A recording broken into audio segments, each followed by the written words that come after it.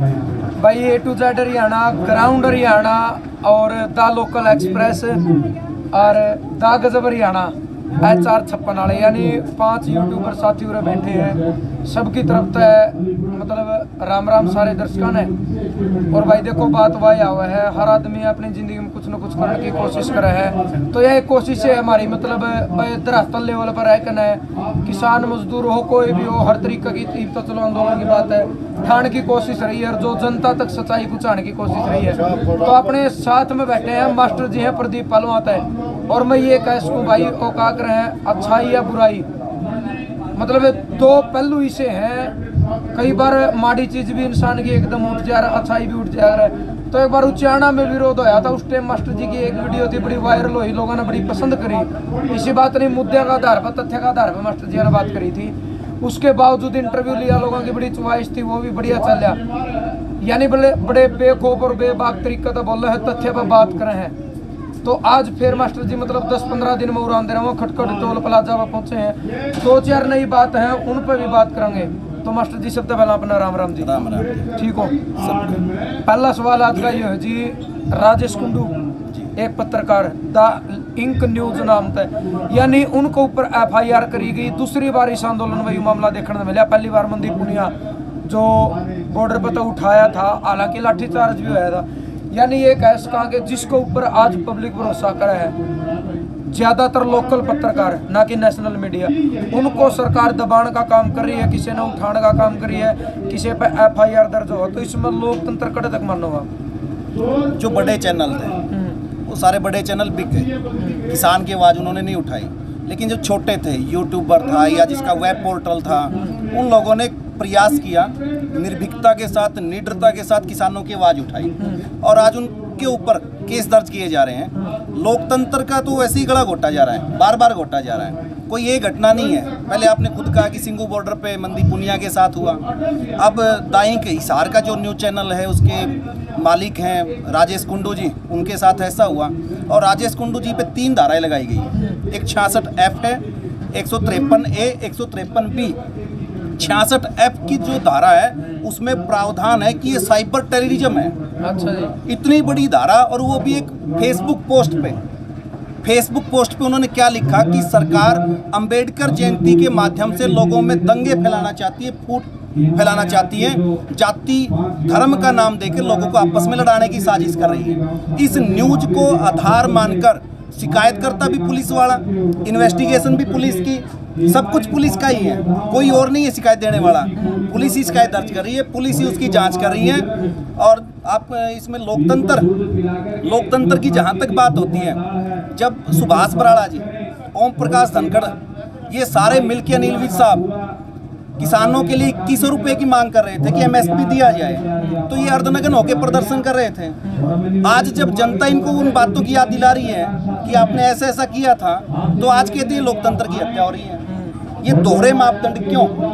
किसान के साथ ज्यादती क्यों है? अगर आज 10 अप्रैल हो गई, हरियाणा की अधिकतर मंडियों में फसलें बिक नहीं रही हैं, किसान परेशान है, मंडी के बाहर खड़ा है, मंडी के अंदर बैठा है, कभी नमी के नाम पर तो कभी और चीज़ों के नाम पे उसको है ना, उसकी फसलों का मोल और तोल रोका गया है। तो हम ये कह सकते हैं, आप अगर छत्तीसगढ़ की बात करें, छत्तीसगढ़ में 522 रुपये पर क्विंटल के हिसाब से MSP नहीं दिया जा रहा है जी। उस सरकार कह रही 1975 रुपये है, 1975 का है। आप है ना उत्तर प्रदेश का उठाइए, उत्तर प्रदेश में 316 रुपये MSP से कम गेहूं बिक रही है।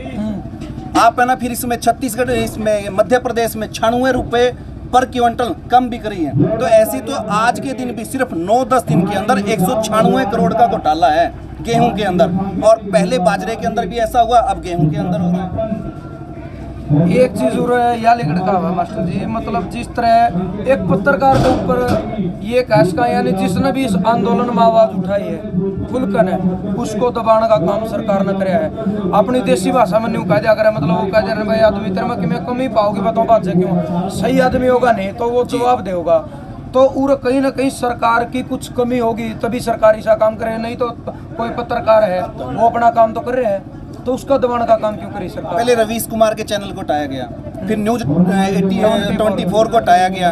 अब जो लोकल यूट्यूबर हैं जो किसान की आवाज़ बने हुए हैं, अब उनको दबाया जा रहा है। सरकार में कमी है, सरकार तथ्यों के आधार पे बात करे। सरकार है ना, जब प्रधानमंत्री जी 7 साल में एक प्रेस कॉन्फ्रेंस नहीं कर पाए, जब उनको पत्रकारों को सामना करने की हिम्मत प्रधानमंत्री जी के अंदर नहीं है, तो आप अंदाजा लगा सकते हैं सरकार किस हद तक डरी हुई। ये बात भी सही है। दूसरी चीज, पत्रकारों को दबा के मतलब सरकार साबित के करना चाहे, कितने यूट्यूबर या कितने पत्रकारों ये को दबाए? आम जनता के मन में एक डर फैलाना चाहती है। ये जैसे कोरोना के नाम पे किया गया, इससे पहले स्वाइन फ्लू के नाम पे हुआ।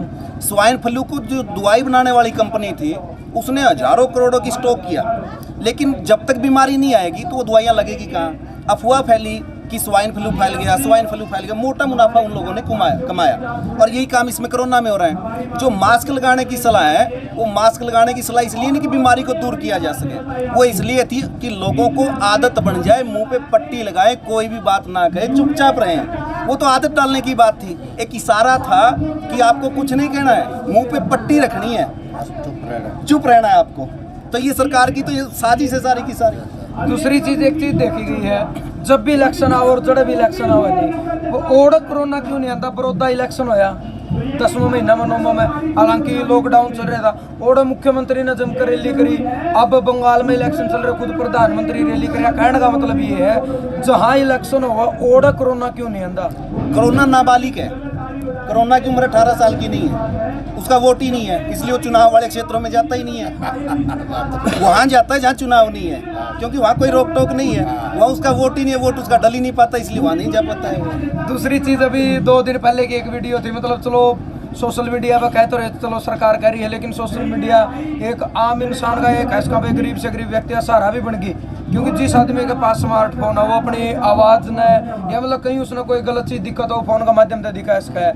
मतलब एक हस्बैंड वाइफ गाड़ी में बैठे थे, वाइफ का मुंह पर मास्क था और पुलिस वाले ने गाड़ी रुकाई, हस्बैंड तक कहा कि आपका मुंह पर मास्क नहीं है, तो उन्होंने वीडियो बनाई। तो उसने सरेआम, शायद करनाल की है जहाँ तक मेरा आइडिया है, उसने कहा पुलिस वाले ने कि मेरे पास फोटो है, मुख्यमंत्री मास्क नहीं लगाता, तुम उसका चलान तो काट नहीं सकते, और खुद हस्बैंड वाइफ का चलान काटने लग रहे। फिर तो कल ना तुमने भी कहोगे भाई तुमने एक घर में रहना नहीं, सोना नहीं, खाना नहीं, वो मेरी वाइफ है, मैं उसका हस्बैंड बोले मैं मैरिज कार्ड दिखाऊँ अपने, आधार कार्ड दिखाऊँ मैं उसका घर वाला हूँ या नहीं। पुलिस वाले बोले आप तो बहस कर रहे हो। उसने कहा कि अगर सच्चाई कहीं दिखाने लग जाए तो पुलिस वाले ने कहा बहस कर रहे हैं। खुद पुलिस वाले गायब हो गए, तो जिसके मुंह में मास्क नहीं था उसने फोटो खींचे। तो इस तरीके का सिस्टम क्यों है? कल गुरुग्राम में घोषणा की मुख्यमंत्री जी ने कि ना स्कूल 1 से 30 अप्रैल तक बंद रहेंगे। खुद मुख्यमंत्री मास्क नहीं लगाए हुए हैं, ये तो सरेआम दिख रहा है सबको। बिल्कुल घोषणा कर रहे हैं कि बंद होंगे, कोरोना के कारण बंद होंगे, लेकिन वो खुद मास्क नहीं लगाए हुए हैं। पहले खुद तो फॉलो करो उन चीज़ों को। दूसरा, जो कार में बैठे हुए हैं, चाहे अकेला आदमी है, उसको भी मास्क अनिवार्य कर दिया गया है। आप लोगों को समझना चाहिए, आप कार में है, सरकार में नहीं है। जो सरकार में उसका चलान नहीं कटेगा। नाइट कर्फ्यू लगा दिया गया 10 से लेकर सुबह 6 बजे तक, कि सुबह रात को 10 से लेकर 6 बजे तक जो कर्फ्यू होता है, उसमें किससे दूरी बना के रखनी है? घर में घर वालों से दूरी बना के रखें। जब सड़क पे कोई आम आदमी है ही नहीं, रात को मार्केट बंद हो जाती है, तो फिर ये दूरी किससे करें? इन्होंने ना इसके नाम पे खुलेआम पहले फार्मर बिल लेके आए, फिर लेबर बिल लेके आए, फिर इसकी आड़ में बहुत सारे खेल खेले जा रहे हैं, और धीरे धीरे किसान आंदोलन ने इसकी परतें खोलनी शुरू कर दी। इसलिए सोशल मीडिया से आज सरकार घबराई हुई है। सोशल मीडिया लोगों को एक ऐसा प्लेटफॉर्म मिला, वो वीडियो बना के वीडियो डाल रहे हैं। आप है ना JP नड्डा साहब का रोड शो देख सकते हैं, अमित शाह जी का देख सकते हैं कि हॉस्पिटल के अंदर सैनिकों से मिलने गए हैं, मुस्कुरा रहे हैं, मास्क उनके चेहरे पे नहीं है। शहादत हो गई जवानों की, नक्सलवादियों के हमले ने उनको ली लिया, लेकिन गृह मंत्री जी अपने चुनाव प्रचार में लगे हुए हैं। वहाँ मोदी जी दीदी ओ दीदी कह रहे हैं, और सारी की सारी कैबिनेट जो है वो भी बंगाल के अंदर है। लेकिन किसानों का इनका क्या कोई न्यूज़ चैनल जो मोदी जी के गोदी मीडिया है, क्या किसी जवान के घर तक पहुँचे? क्या किसी किसान के घर तक पहुँचे जो 300 से ऊपर मर गए? किसी के पास नहीं पहुँचे। इनको फुर्सत ही नहीं है, सारा दिन बेवजह की बातें दिखाते हैं। ऐसी खबरें होती हैं जिनका अखबार में कहीं कोई स्थान नहीं है, लेकिन उनको पहले पेज पे रखते हैं ताकि जनता उनको देखे और उनका ध्यान भटकता रहे। एक चीज़ और, अभी कुछ दिन पहले 25 के करीब जवान शहीद हुए, 30 का करीब मतलब और घायल है, शायद उनमें से भी कुछ ही बच पाओगे। इस तरीके का जो मामला आया बैठे बैठे में, लेकिन पब्लिक इसी बात नहीं, आंदोलन के जरिए थोड़ा बहुत समझने लगी। पब्लिक ने ये आवाज़ उठाई कि एक देश का प्रधानमंत्री 8,500 करोड़ का मतलब इतने रुपये एक आदमी के जहाज के लिए, लेकिन उन जवानों की रक्षा खातिर कुछ नहीं है। एक साइड किसान मर रहे, एक साइड जवान मर रहे, कोई प्रतिक्रिया नहीं। देश में पैसे की कमी हो गई है, आर्थिक इमरजेंसी लगी हुई है, लेकिन घोषणा नहीं हुई है। पहली बार हो रहा है देश के अंदर कि 14 लाख सैनिकों में से भी कटौती की जा रही है। जब 14 लाख सैनिकों की आप सुविधाओं का ख्याल नहीं रख सकते, जब उनको है ना उनके हथियार या उनकी मूलभूत आवश्यकताओं की वस्तुएं नहीं दे सकते, संसाधन नहीं दे सकते, तो सरकार किस लेवल पे कह सकती है कि हम 135 करोड़ लोगों के लिए संसाधन जुटा सकते हैं? तो ये तो सरेआम दिख रहा है, छंटनी चल रही है, सेना के अंदर भी चल रही है, लोगों को घर भेजा जा रहा है। और ये तो पता नहीं क्या संयोग है या टाइमिंग क्या है कि जब भी कोई चुनाव आता है तब कोई ना कोई धमाका होता है। आप कहीं की भी उठा के देख लो, गुजरात से देख लो, उत्तर प्रदेश चुनाव देख लो, लोकसभा चुनाव देखो, बिहार के चुनाव देखो, गलवान घाटी का मामला देख लो, और अब बंगाल के अंदर देख लो। ये क्या संयोग मात्र है या कुछ और बातें हैं? इन बातों को सरकार को स्पष्ट करना चाहिए कि ऐसा हो क्यों रहा है। कहीं ये नक्सली मामले भी जमीन से जुड़े तो नहीं है, आदिवासियों की जमीनों पे कब्जा तो नहीं किया जा रहा है, जैसे कि पूरे भारत के अंदर जो फार्मर बिल के नाम पे राजनीति की जा रही है, कहीं ऐसा ही मामला उनके साथ तो नहीं हो रहा है? एक और बिल जो सरकार लेके आई, क्षतिपूर्ति, संपत्ति क्षतिपूर्ति जो बिल लेके आई कि हालांकि अगर देखा जाए ये मतलब एक धरातल की रिपोर्ट है, और ये मैं नहीं कह रहा, ये मान कर चलो अनेकों मेरे जैसे और साथी हैं जिनने अपने चैनल के माध्यम से दिखाई है, सोशल मीडिया पर किसानों ने दिखाई है। आज तक 4.5 महीने में जितने दिल्ली के आसपास के बॉर्डर हैं, किसी बॉर्डर पे एक सिंगल किसी थाना में केस दर्ज नहीं हुआ कोई छेड़खानी का मामला। दूसरी चीज़, किसी रेडी वाले की कंप्लेंट नहीं गई भाई मेरी कोई फल फ्रूट या कोई भी चीज़ उठा गए किसानों ने वो करियो, कोई तंग करने का मामला नहीं आया। उसके बावजूद मतलब सरकार बिल लेके आई कि भाई जो संपत्ति का नुकसान करेगा, चलो अच्छी बात है सरकार ने कह दिया, लेकिन हमारा एक सवाल ये भी है, जिस टाइम किसान दिल्ली की ओर गए, मुख्यमंत्री हरियाणा सरकार मनोहर लाल खट्टर ने सड़क पड़वाई थी, उसका हर्जाना कौन भरेगा, उसका बिल कौन लेके आऊगा? ये दोहरे मापदंड की राजनीति है। किसानों से कह रहे हैं कि आपसे वसूला जाएगा, लेकिन किसान तो नुकसान कर ही नहीं रहे हैं। नुकसान कौन कर रहा है? नुकसान तो सरकार कर रही है। सरकार से हम ये पूछना चाहते हैं, ये आदमी संपत्ति में आते कि नहीं आते हैं? अगर संपत्ति में आते हैं तो पहले पिपली कांड हुआ, पिपली के अंदर जो बुजुर्ग थे उनके पांव तोड़े गए, अभी रोहतक के अंदर सिर फोड़े गए, फिर इनका हर्जाना कौन भरेगा? अगर सिर्फ इन ईंटों से, इन महलों से यही संपत्ति है तो ये लोग क्या है फिर? भगवान की श्रेष्ठ रचना कौन है? इंसान है। इंसान को आप इंसान नहीं मान रहे, फिर आप मानोगे कैसे? सड़कें उखाड़ी गई, अभी बिजली का आपने देखा होगा कि 4 महीने का जो एवरेज बिल है उसके आधार पर एडवांस राशि आपको जमा करवानी है। ये कौन सी तानाशाही हो रही है? जनता पे जानबूझ के बोझ लादा जा रहा है ताकि ये लोग दबे रहें, आवाज़ ना उठाए, सवाल ना करें। शिक्षा का बजट घट रहा है क्योंकि लोग पढ़ेंगे तो सवाल पूछेंगे, लेकिन देश ऐसा नहीं चाहता है। अब देश क्या चाह रहा है? ये राजनीतिक लोग तो ये चाह रहे हैं कि ना पढ़ें। डॉक्टर भीमराव अंबेडकर ने कहा था कि मुझे पूजने की जरूरत नहीं है, मुझे पढ़ने की जरूरत है, और ये बात लोगों को समझनी चाहिए। शिक्षा के नाम पे खिलवाड़ हो रहा है, स्कूल बंद हो जाते हैं, रैलियां बंद नहीं होती। कोरोना क्यों स्कूलों में कैसे आ जाता जब रैलियों में नहीं आ रहा है? ये तो सरकार है ना, अपना एक गेम प्लान है, शायद 2024 तक इसको फॉलो करें, लेकिन किसान पीछे नहीं हटेगा। किसान भी चाहे 2024 तक भी और उससे आगे भी, जब तक जीत नहीं होती तब तक सड़क से उठने वाला नहीं है। एक चीज़ और देखिए, चलो 13 महीने हो गए ये कैश का लॉकडाउन स्टार्ट आया था 21 मार्च से, शायद 21 मार्च तक लॉकडाउन की घोषणा हुई थी। स्कूल बंद हो गए, मंदिर बंद हो गए, मस्जिद बंद हो गए, लेकिन ठेके फिर भी खुले। यानी ये कैश का दारू पी का घर में भी जूत बाज जाए, घर का नुकसान भी, भाईचारा भी खराब हुआ है, मनुष्य गाली देवा है, शरीर में भी नुकसान। लेकिन जिन स्कूलों में पढ़कर बालक रोजगार ले सकें या अपना भविष्य सुधार सकें, वो चीज़ बंद।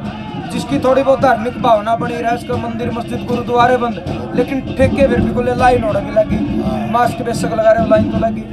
कोरोना आज्ञाकारी पुत्र है, कह रहे हैं शादी में 50 आदमियों की लिमिट है, 50 से अगर 51 हो जाएंगे तो कोरोना आ जाएगा। देखो कितना आज्ञाकारी है, 50 तक नहीं आएगा, 51 होते ही आ जाएगा। मतलब एक आदमी कोरोना लेकर आएगा, एक आदमी कोरोना ले आएगा।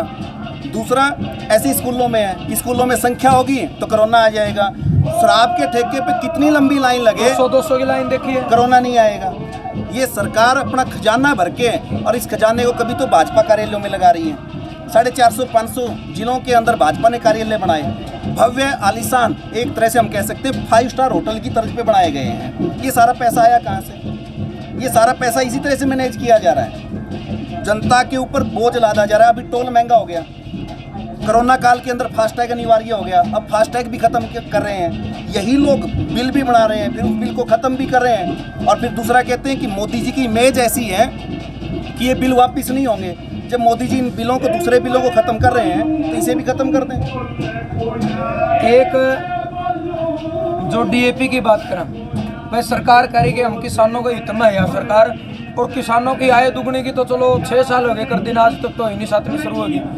डीएपी के 1200 से बढ़ाकर ना 1400 प्लस दाम चले गए। यानी किसान के लिए डीएपी जरूरी है, लेकिन दुगनी आय किस तरह का वो होगी, या तो मतलब वो काम कर दिया, नहीं उसकी मजबूरी बन गई। वो डीएपी गेड़े को नहीं गेड़ेगा तो फसल कम होगी तो नुकसान मजा होगा। दुगनी आय सरकार की फाइलों में हो रही है, किसान को कोई फायदा नहीं हो रहा है, लेकिन उसकी फाइलों में हो रही है।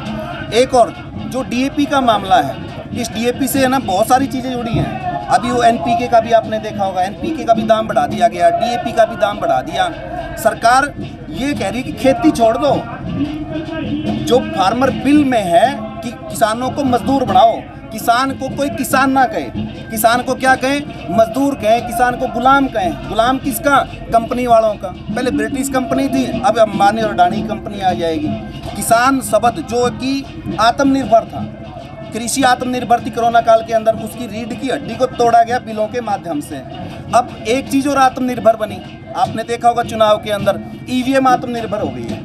वो अपनी मर्जी से भाजपा को कैंडिडेट की गाड़ी में बैठ जाती है। एक खत्म हो गई, अब दूसरी ईवीएम आत्मनिर्भर हो गई है। और भाषणबाजी चल रही है देश के अंदर, कुछ नहीं हुआ।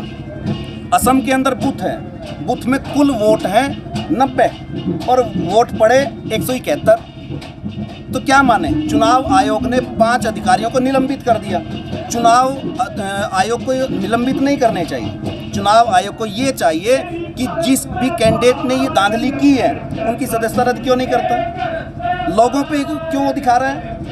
पहले जो कहते हैं ना, चोर नहीं, चोर की मौसी को पकड़ो, उसे पकड़ो ना आप लोग। और हर रोज आरोप लगते हैं, टोल पे भी लगाते हैं कि मोदी जी ने इस देश में सब कुछ बेच दिया, सब कुछ बेच दिया। हेल बेच दी, भेल बेच दी, HPCL बेच दी, BPCL बेच दी। इतने भले मानसो, मोदी ने खरीदा भी बहुत कुछ है। मोदी ने चुनाव आयोग खरीद लिया, मोदी ने ना सुप्रीम कोर्ट खरीद लिया। एक भी जो सदस्य है वो सरकार के फैसलों के खिलाफ नहीं बोल रहा है। जुडिशरी पैनल दबा हुआ है, कभी जज लोया जैसे हत्याकांड हो जाते हैं, कभी कुछ हो जाता है। दूसरा, ईडी खरीद ली, कैग जो एक सरकारी एजेंसी है जो रिपोर्ट ऑडिट करती है, आज तक उसने ये नहीं बताया कि कितना रुपया कोरोना काल के अंदर लोगों ने दान दिया, डोनेट किया। वो कह रहे हैं कि हमें ज़रूरत नहीं है इसकी। और आज हालात क्या हैं उत्तर प्रदेश के, बिहार के, कि वहाँ पे लिखा हुआ है हॉस्पिटल के बाहर कि vaccination is stock of out, कि है ना ये स्टॉक से बाहर हो गई, हमारे पे है ही नहीं। इतना पैसा भी दे दिया, विदेशों को हम दवाइयाँ भी दे रहे हैं, फिर हमारे लोगों का क्या है? एक सवाल और आपसे, बहुत बड़ा सवाल और बड़ा दिलचस्प सवाल है भाई। मतलब 1 साल पहले जब सरसों की खरीद शुरू हुई थी, शायद मार्च में शुरू हो गई थी, पिछले साल की थोड़ी ध्यान में है, मुख्यमंत्री ने एक आह्वान किया था कि जितने मंडी में किसान आओगे सबसे 5-5 किलो, शायद पर क्विंटल 1 से 5 किलो के बीच में सरसों लेऊंगा। हजारों लाखों मीट्रिक टन में सरसों बेची गई, और आज वही किसान रोड पर बैठे हैं आंदोलन करने के लिए। वो जिस टाइम मुख्यमंत्री ने सरसों लेनी थी, उस टाइम उनको किसानों का दर्जा दिया गया, लेकिन आज वो किसानों की बजाय आज कुछ लोग कह रहे हैं, या मुख्यमंत्री भी कह रहे हैं कि ये तो कांग्रेसी, आज वो कांग्रेसी नजर क्यों आ रहे हैं? इस सारे देश में इनको कांग्रेसी नजर क्यों आ रही है? ऐसा कांग्रेस से कौन सा डर है इनको? कांग्रेस तो आज रसातल में गई हुई है। कोई भी काम करना हो कहते हैं हमें नेहरू जी नहीं करने दे रहे हैं, कोई सवाल पूछे तो आप पाकिस्तान चले जाओ। कोई पहले मुसलमानों ने सवाल पूछने शुरू किए तो उनको आतंकवादी कह दिया गया, किसानों ने कहा इनको नक्सलवादी कह दिया।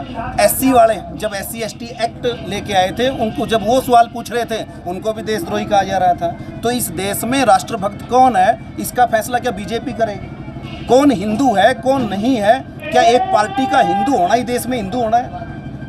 ये देश सभी जातियों से बना है, सब धर्मों से बना है, सबका हम सम्मान करेंगे, सबको साथ लेके चलेंगे।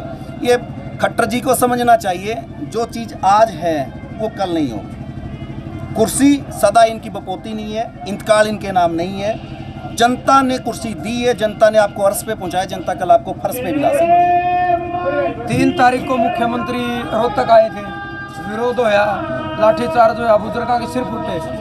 उसके बावजूद कल फिर मतलब 11 अप्रैल को मुख्यमंत्री दोबारा रोहतक आ रहे हैं। 6 जगह हेलीपैड बना दी गई, मतलब ये नहीं पता किस जगह हेलीकॉप्टर, यानी जनता बार बार विरोध कर रही है और सिर भी फूट रहे हैं। उसके बावजूद 11 अप्रैल को फिर मुख्यमंत्री दोबारा आ रहे हैं। किसान फिर कल विरोध करने के लिए भारी संख्या में जाओ, तो क्या चाहे सरकार के मनसा रही होगी सरकार की? ये लड़ाई माटी के लाल और माटी के दलालों की लड़ाई। माटी के लाल वो हैं जो अपनी ज़मीनों को बचाने के लिए सड़कों पे बैठे हैं, और माटी के दलाल वो हैं जो बेचना चाहते हैं। ये लड़ाई जो है ये फसल की और नस्ल की है कि बुजुर्ग लोग जिन्होंने बड़ी मुश्किल से अपने को भूखा रखे, इस ज़मीन को आज तक बांधे रखा, इस ज़मीन को कभी भी बिकने नहीं दिया, तो आज जब उनकी सांस्कृतिक विरासत पे हमला किया जा रहा है तो ये किसान पीछे रहने वाले नहीं है। चाहे 6 के चाहे वो 60 हेलीपैड बनाए, लेकिन उनका विरोध होगा, लाजमी होगा, और जो संयुक्त किसान मोर्चा कहेगा उसी के हिसाब से होगा। एक जो डॉक्टर भीमराव अम्बेडकर की जयंती आ रही है 14 अप्रैल को, उसको लेके वो बहुत सारे मुद्दे, बहुत सारे सवाल उठाए जा रहे हैं जी। लेकिन किसानों ने तो जब तक आंदोलन चला, चाहे किसी भी मतलब जो ये जाति धर्म के अनुसार ये जो चीज़ बांटी गई है, सारे सर्व जाति सर्व धर्म एक बनाएगा। जिसका भी जन्मदिन आवा है, जो भी शहीदी दिवस आवा है, हर टोल पे हर धरने पे मतलब किसी का भी सारे मनाने लग रहे हैं। इस तरीके की किसानों के बीच में बातें को, लेकिन फिर भी बहुत सारी अफवाह हम उठा रखी हैं। इस देश में बहुत सारे लोग गरीब हैं, और मैं तो मोदी जी को भी कहना चाहता हूँ, खट्टर साहब को भी कहना चाहता हूँ कि एक कविता की 2 लाइनें हैं कि कितने दिनों से आपके पाँव में जंजीरें, क्या इनकी झंकारों से अंदाज़ा नहीं होता? जापना थोड़ा सा नीचे आइए, इन ऊंचे ऊंचे चुबारों से अंदाज़ा नहीं होता। अगर आप लोगों को ये चीज़ देखनी है, आप इन लोगों के बीच में आइए कि किस प्रकार से लोग रविदास जयंती मना रहे हैं, किस प्रकार से चंद्रशेखर आज़ाद की जयंती ये लोग मना रहे हैं, भगत सिंह की आज़ादी का जो जश्न है वो जश्न को युवा दिवस के रूप में मनाया जा रहा है। गांधी जी के विचार जो हैं वो लोगों को किस प्रकार से आगे भेज रहे हैं, प्रेषित कर रहे हैं। तो ये तो सरकार को सोचना चाहिए। ये सरकार फूट की जो रूल डिवाइड एंड रूल की पॉलिसी अंग्रेजों की थी, उसी पॉलिसी पे आज ये लोग चले हुए। सेम वही पॉलिसी है जो अंग्रेजों ने अपनाई थी, वही पॉलिसी ये है। सिर्फ राज चाहिए, किसी भी कीमत पर इनको चाहिए। चलो लास्ट सवाल आप तो कुछ है, लेकिन जो न्याय तंत्र है अगर देश में करता, हर गरीब और मजबूर मजदूर नहीं, गरीब और मजबूर आदमी ना ये मतलब भरोसा रहे कि भाई इस देश में गरीब की सुनाई है, लेकिन आज इस देश में कहीं भी मतलब गरीब की सुनाई नहीं। न्याय और भाव पे अगर मिला धरती पर दोनों न्याय क्यों मतलब जनता का विश्वास उठता जाने लग रहा है इस न्याय तंत्र पर? इसके लिए कहीं ना कहीं जो अपनी राजनीतिक प्रणाली है ये दोषी है। जो हम कहते थे कि 3 शक्तियों का बंटवारा कार्यपालिका, विधायपालिका, न्यायपालिका में किया गया, तीनों स्वतंत्र है, तो इनके ऊपर किसी प्रकार का कोई भी दबाव नहीं रहेगा। और ये आप लोग देख रहे हैं, जब इनके सुप्रीम कोर्ट के वकील राज्यसभा में जाने लगेंगे, रंजन गोगोई जैसे लोग वहाँ पे जा रहे हैं, तो क्या उम्मीद माने कि ये लोग निष्पक्ष रह कर काम कर पाएंगे? क्या जनता को न्याय दिला पाएंगे? अब इतने दिन हो गए किसान सड़क पे बैठे हैं, तो सुप्रीम कोर्ट अपनी भूमिका क्यों अदा नहीं कर पा रहा है? दूसरे ईवीएम के मामले में जब सारे राजनीतिक दल ये कह रहे हैं कि ईवीएम बैन होनी चाहिए, बैलेट पेपर से चुनाव हो, तो सुप्रीम कोर्ट क्यों हस्तक्षेप नहीं कर रहा है? तो इन बातों से ये लगता है कि धीरे धीरे जनता का विश्वास उठ रहा है। न्याय महंगा हो गया है, न्याय देरी से मिलता है। जो अंग्रेजों के समय में बात थी कि लड़ाई किसी की भी हो, अंग्रेज और भारतीय की लड़ाई है तो सज़ा भारतीय को मिलनी थी, आज वही काम हो गया। एक अमीर की गरीब की लड़ाई है, सज़ा गरीब को मिलेगी, चाहे उसका दोस्त है या चाहे नहीं है। चलो बहुत बहुत धन्यवाद मास्टर जी आपका। और भाई जितने सवाल थे है सारे सवालों के जवाब बड़े बेबाक तरीके से मास्टर जी आन दिए हैं। और ऐसी बात नहीं है मतलब सोशल मीडिया पे खुद नहीं रहते, लेकिन भाई जब भी मिला है हमें पूछने की कोशिश करा, किसी बात नहीं है। 10-15 साल से टीचिंग कर रहे हैं, उसका हमने बहुत कुछ सीखने मिला है, इनका ऐसी बात नहीं है। और जनता बड़ा पसंद कर रही है, यानी ये इसका 98% 98% पॉजिटिव कमेंट आ रहे हैं, क्योंकि 2% तो रहने हो तो इस देश में चल रहा है होते ही। तो मतलब जनता बड़ा पसंद कर रही है, इनको सुनना पसंद कर रही है। और बार बार मैसेज और फोन भी आ रहे हैं कि भाई प्रदीप मास्टर जी जो पहलवान है भाई उनकी आप पूछो इन पे। तो जितने तमाम मुद्दे जितने तमाम सवाल थे, इन सवालों में मास्टर जी आपने बात करी है। इन बातों में आपने के लग गया, कितनी सच्चाई लगी या आपकी सोच के आपकी प्रतिक्रिया के है। एक सभ्य कमेंट के जरिए आपने अपनी सोच विचार और जो प्रतिक्रिया है वो देनी है। और ज़्यादा से ज़्यादा अपने वीडियो शेयर करनी है। जो हमारे सवाल थे वो भी हमने कर लिए। दूसरी मेरी रिक्वेस्ट होगी, जो आप हर बार बोलना अपने चैनल में तकरीबन अपने दर्शक यू काम करा भाई सभ्य कमेंट कर, लेकिन एक स्पेशल रिक्वेस्ट है, किसी भी नारी शक्ति का कोई बाण है, कोई चाची ताई, कोई भी लेडीज का नाम था जिसकी आईडी है, उनके जो कमेंट आवा कुछ साथी हैं जो मतलब नेगेटिव कमेंट या उनका एक मजाक उड़ाने का काम करे, तो भाई उससे पहले अपना मतलब भीतर में जाके लो। अगर तारा अगर मैं बाण बेटी है तो वह भी किसी की बाण बेटी है, दूसरे की इज्जत नहीं इज्जत समझा करो। गलत कमेंट करना छोड़ दो, क्योंकि आपके जो संस्कार है वो कमेंट आपके संस्कार भी दिखाई दे। आपका संस्कार किसा, आपका परिवार किसा, वो कमेंट आपने दिखाई दे। अगर आपने वीडियो पसंद नहीं है तो आप देखो ना, अच्छा कमेंट नहीं कर सकते तो उसमें डिसलाइक कर दो, लेकिन नेगेटिव कमेंट या किसी को गाली देना आपका मतलब जवाब नहीं है। तो वीडियो ने शेयर कर दियो, अपने सभ्य तरीकत है प्रतिक्रिया दे दियो। जय जवान जय किसान।